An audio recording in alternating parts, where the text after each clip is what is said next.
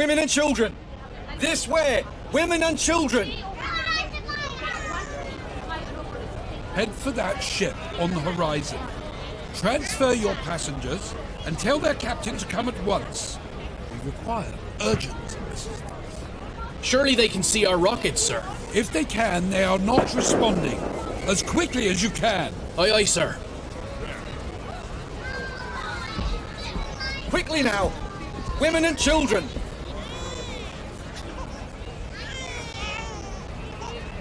Quickly! The boats are leaving! Daddy, where are we going? Shh, love, we're going on a little adventure. We'll be back soon. Over here. Let's try this one. I'm afraid it's women and children only, sir. Please, sir, can't you see my wife needs help with the children? Sorry, sir. Captain's orders. What's the meaning of this? Is this a drill? Only a precaution, sir. Everyone will be back aboard in good time. John, I can't manage without you. I need you. We'll just have to for now. But Don't worry, Marie. I'll get on another boat. You go ahead with the children. Daddy, I don't want to go without you. John, I don't see any men boarding lifeboats. I'm sure there's other boats further down letting men board. Right, David, help your mother and sister board. Yes, Dad. I'm sorry, sir. Women and children only. For God's He's sake, just he's a boy. just a boy. What age is he? He's only 16.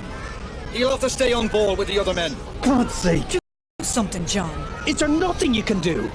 My wife can't manage alone. I'm afraid not, sir. Captain's orders. Hey, the officers are letting the boys leave on the other side. You must hurry. Thanks, friend. Marie, take the baby. Look after Emily. We'll get on another boat. Emily, Daddy loves you very much.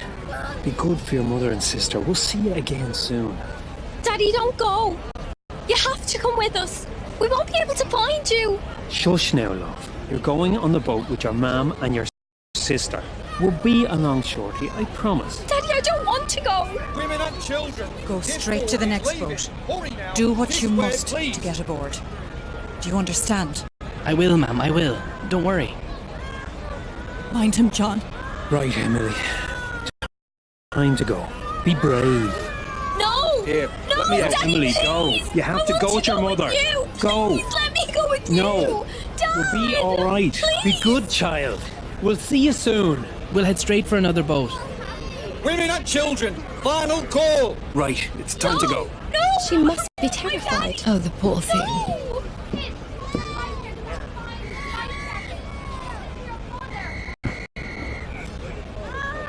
Ready the ropes. Bye. Bye, Emily.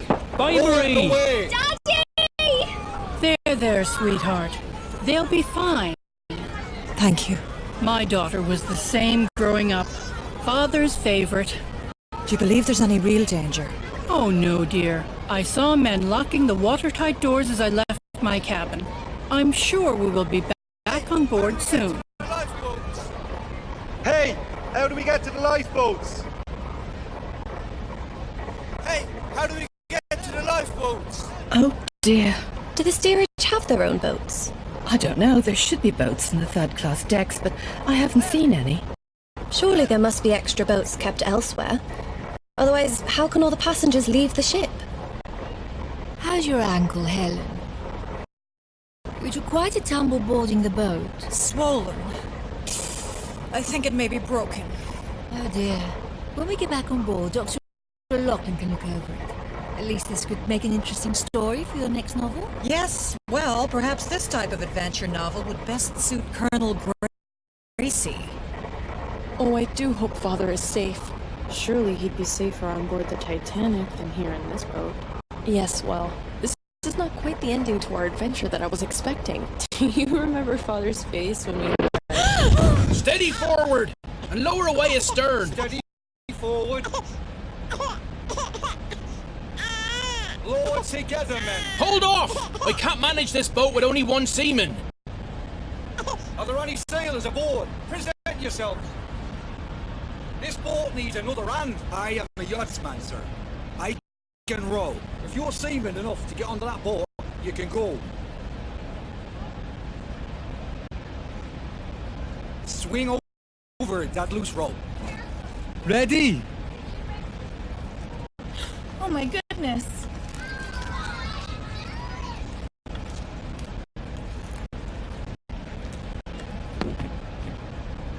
There, by the oarlock. Thank you. Ready! Lower away! Lower together. It's so dreadfully cold tonight. Almost there, Mother. How long must we sit in these boats? Till morning. Be glad you're in here and not up there. I wasn't a pleasant man. Mass was lovely this morning. How nice the captain attended. Yes, this is his last journey commanding a ship. Such a beautiful ship to retire with. There was a planned lifeboat drill this morning. They postponed it so the captain could attend mass instead. Oh, perhaps that explains why the sailors on the deck seemed almost unprepared when lowering this lifeboat. And why our lifeboat has only 3 sailors. Yes, this whole affair has been managed rather badly. I shall be making a complaint when we come aboard Titanic. Help! I'm trapped! Help! Help! Mommy, I'm scared. Shh, it'll be fine. Get ready to release the ropes. Aye, aye, sir.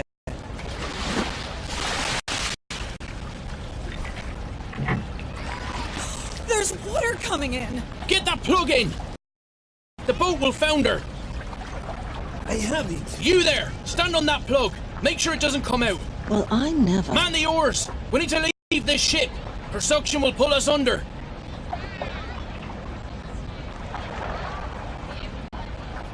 Pull! Hurry, damn you! Where are we heading? Towards the lights on the horizon, just off the port bow. Pull! Put your backs into it! We can help row. No! The men will row. I can steer the rudder, so you can row? No, you will not. Sit down. Look, child. Look what I have here. He's friendly. He won't bite. Would you like to hold him?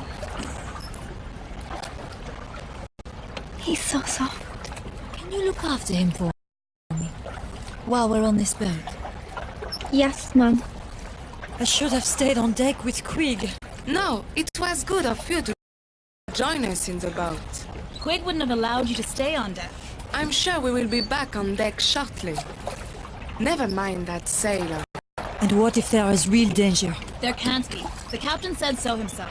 This is just a precaution. This fog on the horizon, and no moonlight. Yes, it's hard to see anything tonight. I doubt the other ship will even see us approach.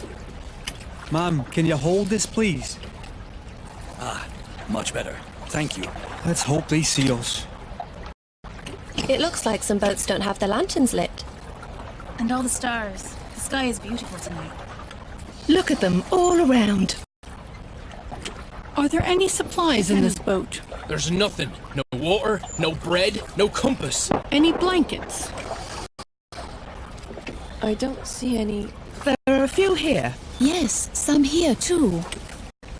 A stowaway! Oh, officer! Officer, look! Sorry. So sorry. I can't swim. Coward!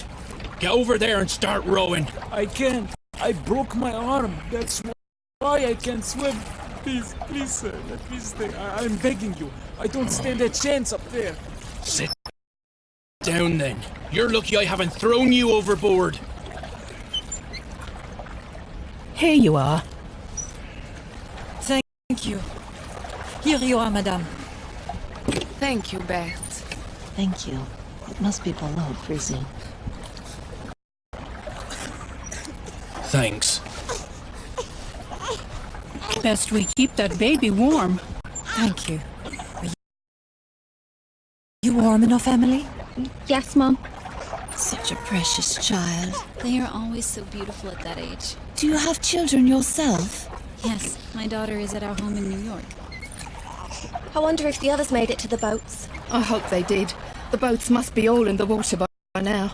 Do you have family on board? No. Our colleagues in the a la carte restaurant. We were allowed to go up to the boats, but the men are being held in the second-class dining hall. Oh, that's dreadful. Why aren't they allowed up to the boats? They have to wait until all the passengers have left the ship. But I did see Mr. Morget on deck, and the head chef, so they might have been let up early. Oh, I hope so. The ship is listing quite badly now.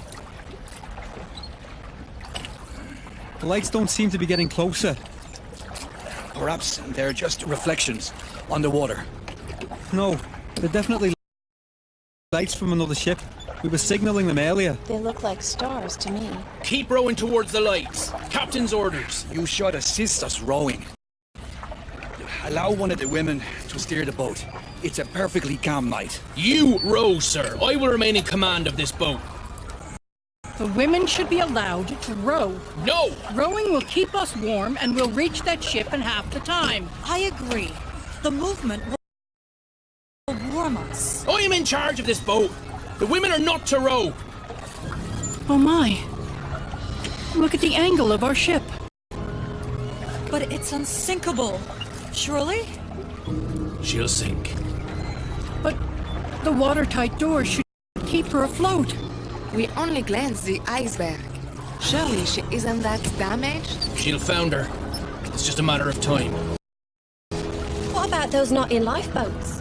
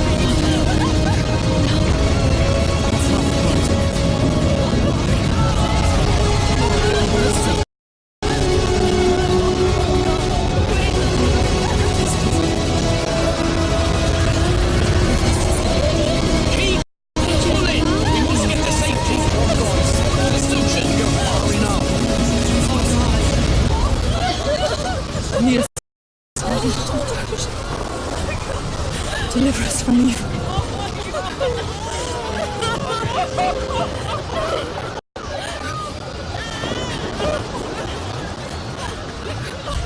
We must go back. No, if we go back, they will swamp the boat. People are dying. Can you not hear them? It's our lives now, not theirs. You cannot leave them. Please go back. There's nothing there but a lot of stiffs. People are still alive. We aren't going back. That's final. I hope you will be able to live with yourself after this. What about Daddy?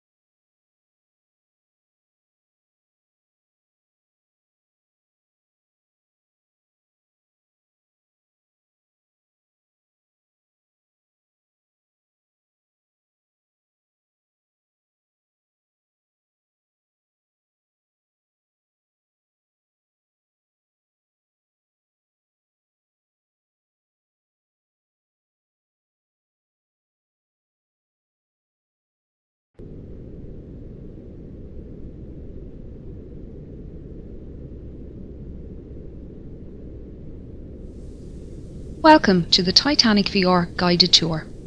We are currently 3.8 kilometres below the surface of the North Atlantic and 100 metres east of the bow. This submersible is on autopilot. However, you can adjust your spotlight using the far left lever. Please keep your arms and legs inside the vehicle at all times. I'll provide you with information about locations as we pass them, so please sit back, relax and enjoy the ride.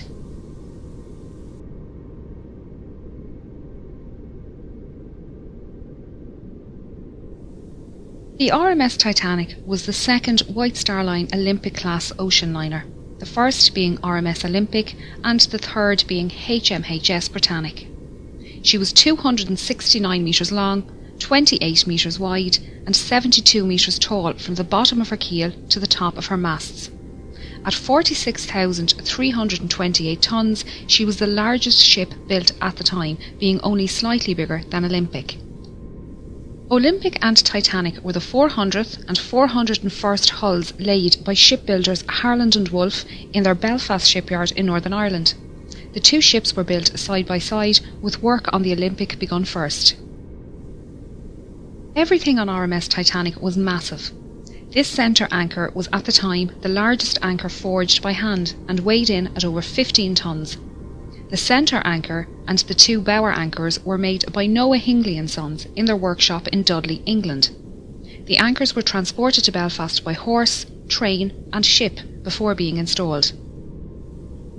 It took 3 years to construct Titanic, but by the 2nd of April 1912, Titanic was completed and taken out to the Irish Sea for her trials.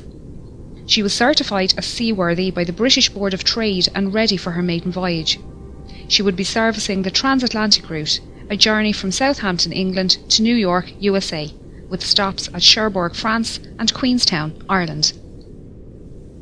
RMS Titanic carried mail and cargo as well as passengers. She had 6 cargo hatches with numbers 1, 2 and 3 forward and 4, 5 and 6 aft. On our left is the number 1 hatch, the access point for the forwardmost cargo hold. The hatch cover can be found lying about 100 metres in front of the bow. It was blown off this hatch when the bow impacted the ocean floor and the water inside was forced up and out of the ship. After departing Southampton on the afternoon of Wednesday the 10th of April, RMS Titanic began her 5,360 kilometres journey to New York City. She was due to arrive in the early hours of Wednesday the 17th of April, but with calm ocean conditions and good weather, it was possible she could arrive early on Tuesday evening instead. The night of the 14th of April was moonless and a light fog was developing on the horizon. Titanic's captain Edward Smith had received a number of ice warnings during the day and had changed their course so they were further south to avoid the affected areas. The captain retired to bed and First Officer William Murdoch took charge of the bridge as officer of the watch. Titanic steamed ahead through the night while lookouts Frederick Fleet and Reginald Lee searched the horizon for small ice. They were standing here in the Crow's Nest when at 11:40 p.m. Fleet spotted an iceberg directly ahead.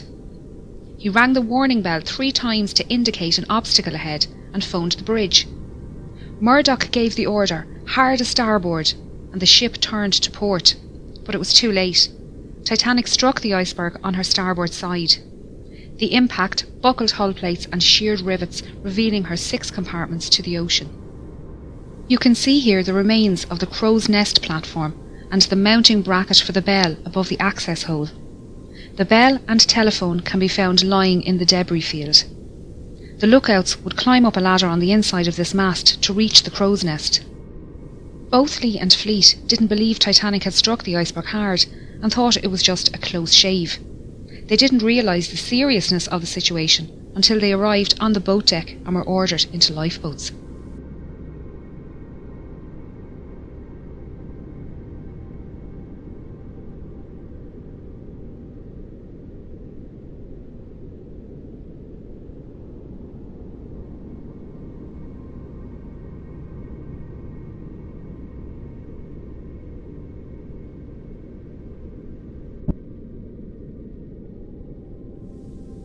We are now heading down the number 2 hatch to reach the main cargo hold and mail room. We're passing by decks D, E F and G, which housed the third-class open space and cabins for third-class single men and crew. Third-class single women and families were accommodated in the stern. The D-deck open space was a large sheltered area with bench seats, small tables and a bar. Steerage passengers used this space to walk, socialise and to listen to music. They were expected to create their own entertainment, and some passengers brought their instruments with them on the journey. The third-class passengers held a dance party here on the night of the sinking. The crew staying in this section were mostly firemen, trimmers and greasers. These crewmen worked in the hot and dirty boiler and engine rooms, shovelling coal and greasing machinery. Because of this, they had their own special wash areas and slept in rooms away from passengers. They accessed their work areas through a passageway under the cargo hold below. Titanic contained 15 bulkheads, thick walls that separate her lower decks into 16 watertight compartments. It was a new design technique that meant Titanic could stay afloat with up to 4 of her compartments damaged, and led to her being considered unsinkable. Unfortunately, the collision with the iceberg opened 6 compartments. Within the first 15 minutes, this cargo hold was underwater, and the third-class accommodation on G-deck above was starting to fill with water. This hold was used to store cargo for passengers and businesses being transported across the Atlantic. Among the crates of fabrics, furniture and food products, there were also a few unusual items, including orchids, dragon's blood, barrels of mercury and a brand new Renault automobile. Some of the more expensive items being carried included Egyptian artefacts heading for the Denver Museum, the Rubaiyat of Omar Khayyam and the Le Circassiano Ben painting by Blondel. These items were most likely held in the first-class baggage area next door, but were lost along with the mailroom when that section filled with water 20 minutes after the collision. We are now going to head through to the mailroom on the other side of this bulkhead. RMS Titanic was registered as a Royal Mail steamer and contracted to transport mail across the Atlantic. RMS liners were favourable with passengers as they were considered more reliable to arrive at their destination on time. Titanic had a mailroom and post office on board, with 5 dedicated post office workers. This team consisted of 2 British and 3 American clerks, and together they sorted up to 60,000 letters per day. John Jago Smith and James Williamson were from the British Royal Mail, and William Gwynne, John March and Oscar Woody were from the US Postal Service. They worked in both this room and the sorting room upstairs, and their sleeping quarters can be found above on F deck. There were roughly 200 bags of registered mail and 3,500 standard mail bags on board, meaning a total of roughly 7 million pieces of mail and 700 parcels were lost in the sinking. The iceberg damage ran directly across the starboard side of this room, leading to this space flooding early in the night. The 5 clerks worked tirelessly to try and save the mail, and managed to carry 200 mail bags up these stairs to the sorting room. Only a few minutes later, the water had reached this level, and they moved what they could to D-deck. Their final movements aren't known, and sadly, all 5 mail clerks died in the sinking.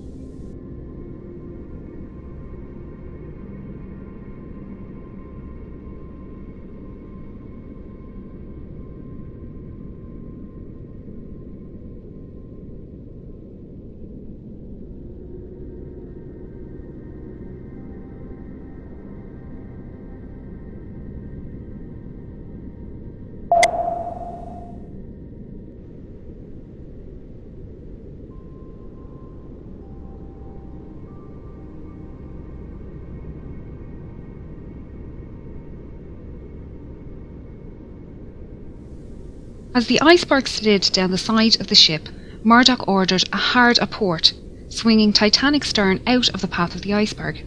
He also closed the watertight doors, isolating the flooding to those damaged compartments. The forward 3 hatches, along with the peak tank and boiler rooms 5 and 6, were breached. The openings were long and thin, where the iron plating had separated and exposed a total area of little over 1 metre squared. After the collision, RMS Titanic stopped and almost immediately took a starboard list. The captain organised a group to go below and inspect the ship for damage. When they returned, Chief Designer Thomas Andrews was summoned to the bridge and given the damage report. Knowing the volume of each breached compartment and the initial rate of flooding, he calculated Titanic would sink within 60 to 90 minutes. The captain gave the order for the lifeboats to be prepared. Passengers who were woken by the impact were starting to make their way onto the decks. Many found large chunks of ice here on the forward well deck and shaved ice falling through open portholes on sea deck. Third-class men had an impromptu football match, and first-class passengers joked about keeping pieces of ice as souvenirs for the journey. While exciting, passengers didn't believe they were in any danger, and most returned to their cabins soon after.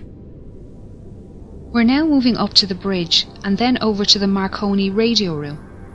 RMS Titanic was not only luxurious, but also the height of technology at the time. She had a Marconi radio set on board and could send messages to other ships and stations up to 3,200 kilometres away. The fore and aft masts suspended the Marconi twin T-type aerials, 4 cables that transmitted the radio signals across the ocean. The top of this mast rests on the collapsed navigation bridge, where the officer of the watch would stand and direct the ship. The smaller, sheltered room at the back was called the wheelhouse, and it was here the quartermaster stood at the helm and piloted the ship. You can see the outline of the wheelhouse walls on the floor. This telemotor is all that is left of the wheel, and along with the commemorative plaques, serves as a stark reminder of the events of that night. Titanic carried just 20 lifeboats, 4 more than required by the regulations outlined by the British Board of Trade. There were 14 regular wooden lifeboats, 2 smaller cutters and 4 Engelhart collapsible boats. The total capacity of these lifeboats was only 1,178 people, far less than the total on board. This fact must have weighed heavily on the captain's mind as he specified the boats to be filled with women and children first. Many passengers refused to board lifeboats, believing they would be safer on board Titanic. Just over an hour after the collision, the first lifeboat left the sinking ship. By 2 a.m, only her 4 collapsible lifeboats remained unlaunched. This is davit number 1, the only davit remaining in a standing position on the wreck. It was used by First Officer Murdoch to lower Lifeboat 1 and Collapsible C, and was in the process of lowering Collapsible A when the bridge suddenly ducked under the water at 2:15 a.m. The officers, crew and passengers alike were washed from the decks by the resulting wave, and the lifeboat floated away upright and empty.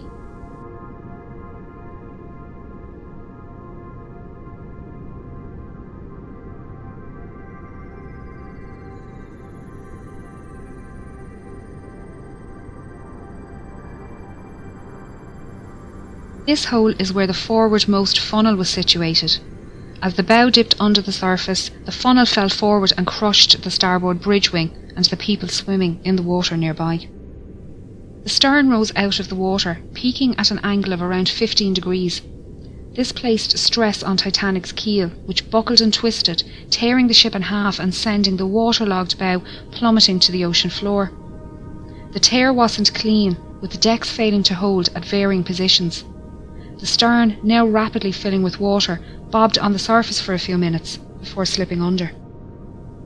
Those in lifeboats had rowed far away from the ship for fear of being pulled under by the suction as Titanic sank.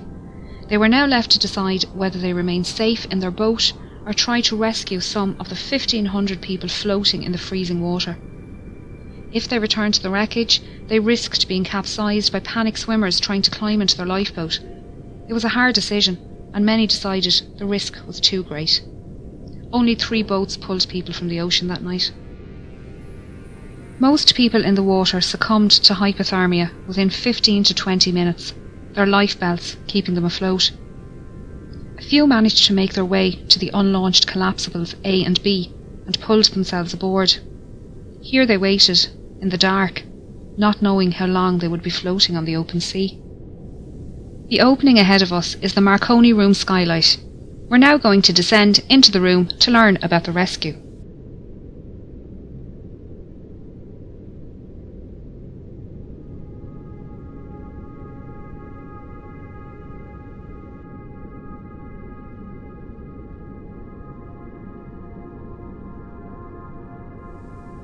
Throughout the night, senior operator Jack Phillips worked the 5 kilowatt Marconi wireless radio set to send out distress signals using both the old CQD and new SOS call codes.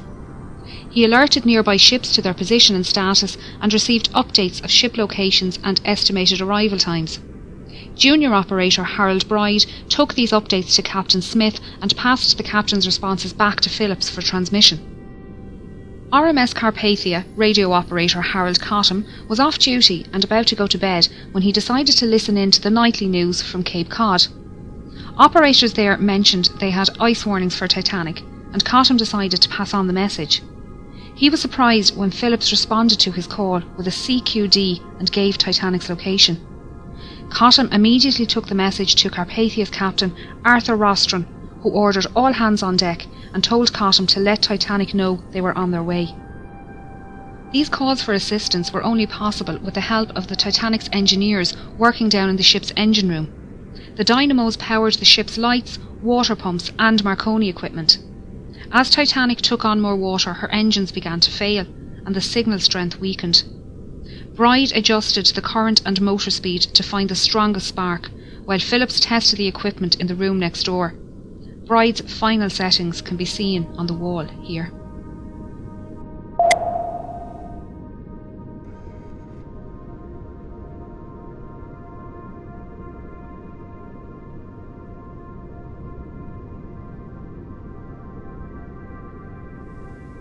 When water reached the boat deck, the operators left their station, with Bride heading towards the port bow and Phillips to the starboard stern. After the wave washed over the decks, Bride found himself in the water underneath Collapsible B and managed to climb aboard. Phillips was lost in the sinking.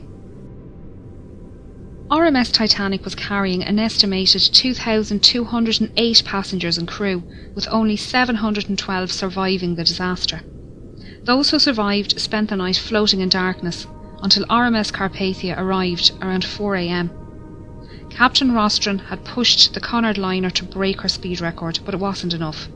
Titanic had sunk before Carpathia arrived, and they found 20 lifeboats at Titanic's location. Unfortunately, the exact number of victims is unknown, as there were many last-minute ticket purchases and cancellations, and the documentation was lost along with the ship.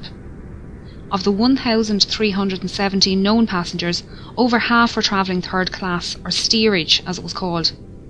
These passengers couldn't access the boat deck without entering second class or crew areas, meaning many were unaware how to get to the lifeboats and escape the sinking.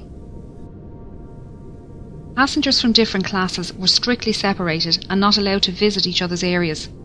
This was mainly for health and immigration reasons, as all third-class passengers emigrating to the United States were taken to Ellis Island for a health check and processing before being allowed to enter the mainland. The US government was concerned about diseases entering the country, and all ships transporting people to the United States had to adhere to the segregation laws. First and second-class passengers had no issues making their way to the boat deck, as staircases provided both classes direct access. This forward grand staircase is one of the most iconic spaces within the ship, and linked the floors accessible to first class from the boat deck through to F deck. Each deck contained stylised cabins, common spaces and state-of-the-art facilities.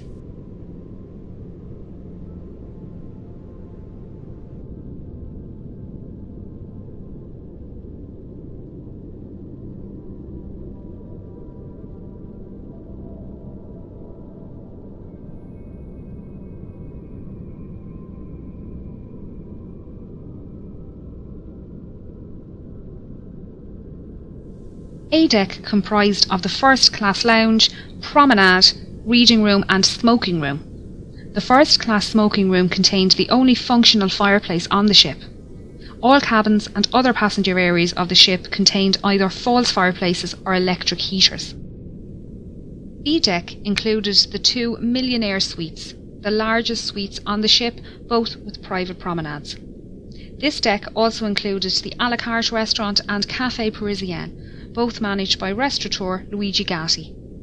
This restaurant and cafe were not included in the travelling fare like the dining saloon, and tables needed to be booked ahead of time.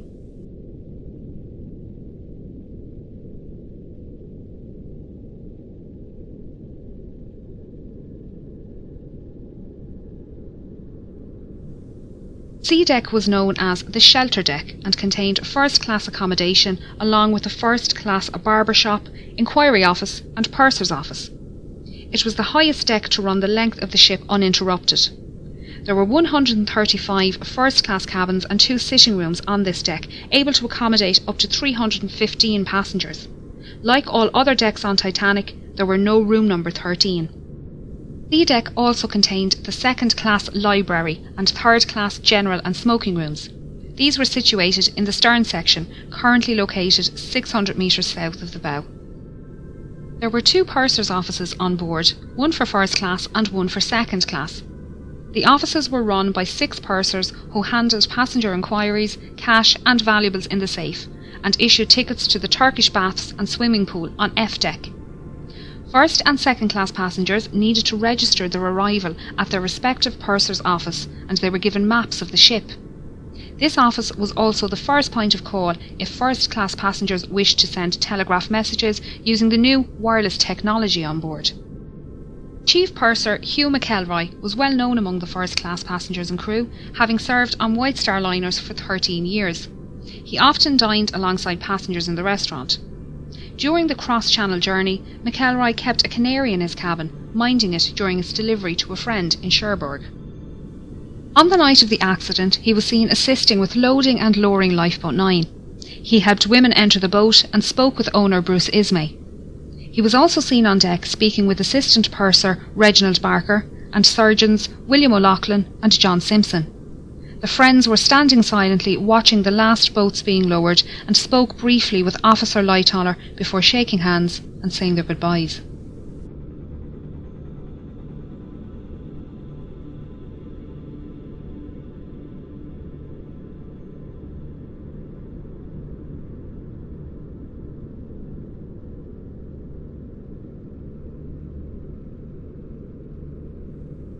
The sitting room, one of the most recognisable on board Titanic, was part of a parlour suite occupied by the Strausses.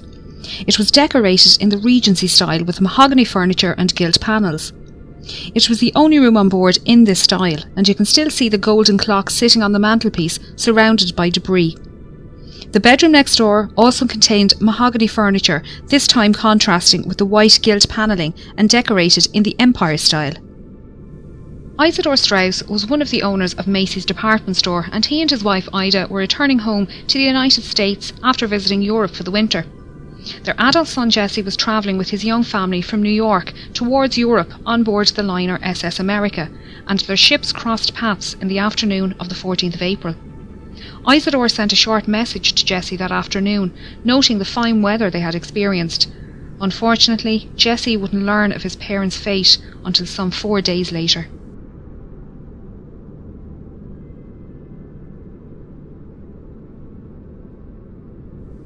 The elderly couple were woken by the slight bump as Titanic struck the iceberg and made their way up onto the deck after waking their maid and valet. When the time came for Ida to board Lifeboat 8, she entered the lifeboat but then realised her husband would have to stay on board, and she stepped back out. Isidore and others tried to convince her to re-enter the boat, but she refused to leave without her husband.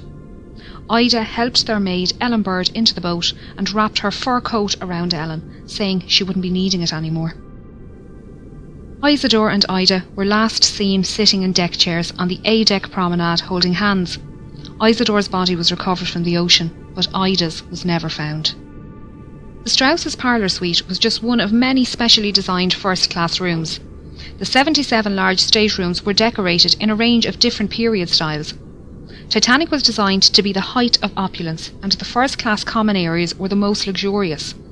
She mostly followed Olympic's design, but White Star Line made many changes to Titanic's layout and fixtures due to feedback from Olympic's maiden voyage.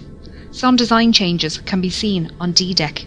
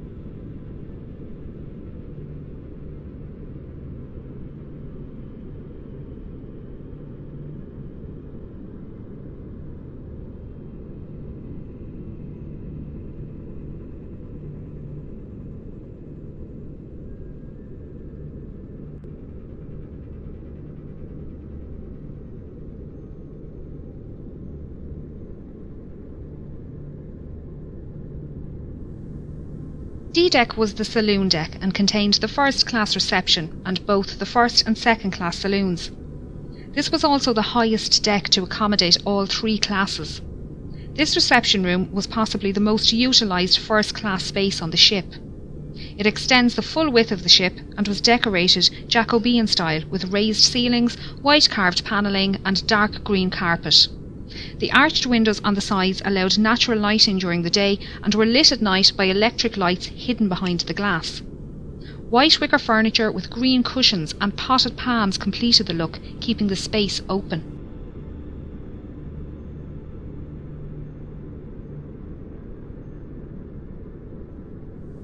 A Steinway grand piano sat in the corner and was played as part of a quintet during afternoon tea and in the evenings. Passengers would sit and listen to the band before heading to dinner in either the B-deck restaurant or through the double doors to the first-class saloon. Percy Fletcher, the ship's bugler, called passengers to their evening meals by playing the Old Roast Beef of England at various locations around the ship.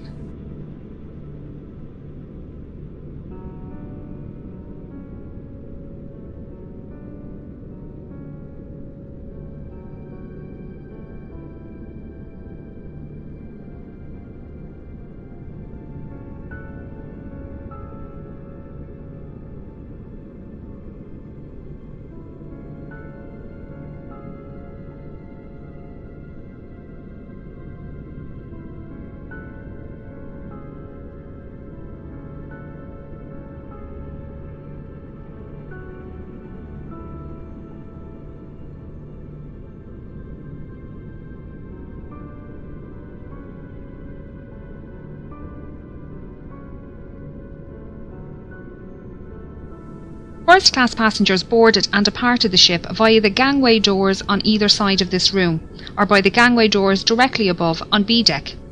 These lobbies were larger on Olympic and extended out into the reception area.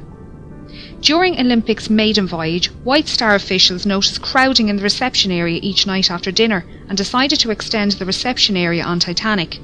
They also redesigned the small reception area near the B-deck restaurant to split the crowd and added additional seating in both areas.